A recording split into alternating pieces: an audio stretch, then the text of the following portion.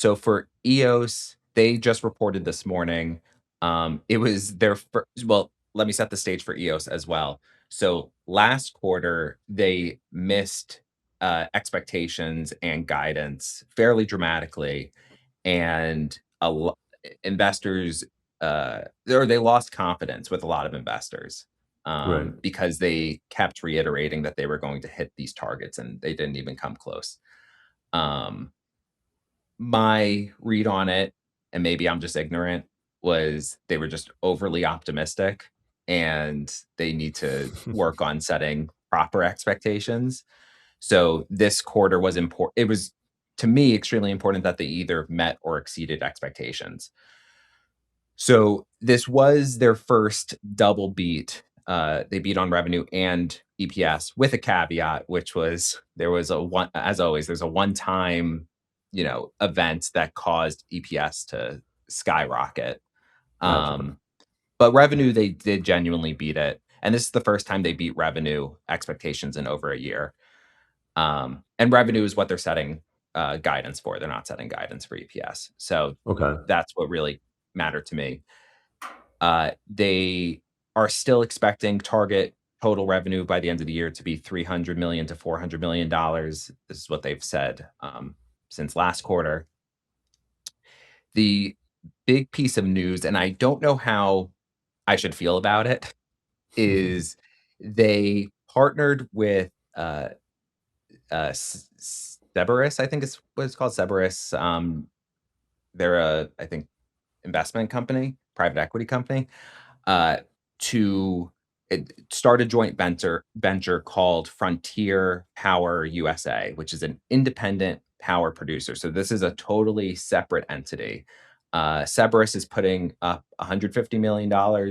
EOS is putting up $100 million. And the reason why I'm a little like iffy on it is they are basically they're creating a customer for EOS, a fairly large customer for EOS, where this new entity, Frontier Power USA, is set to have 2 gigawatts of EOS storage, right? So with Iron, when we talk about like these gigawatt numbers, they're generating power. In EOS's case, it's they're storing power. But two different companies, they don't work together, at least not yet.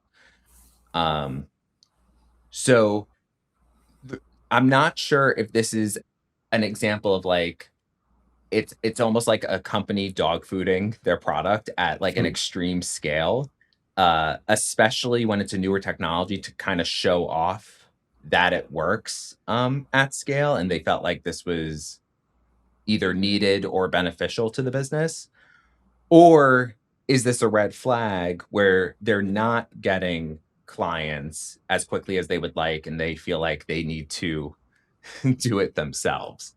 So I'm not sure which side of this I land on just yet, but I don't think it's like a very clear win.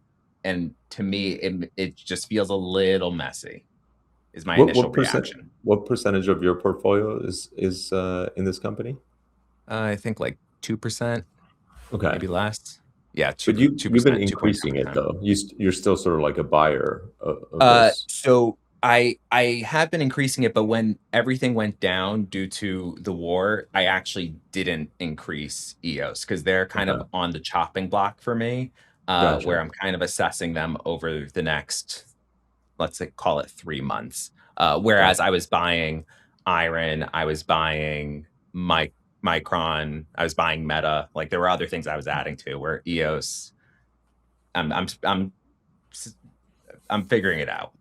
Gotcha. Gotcha. Very What are your cool. thoughts? I know it was the very I high level.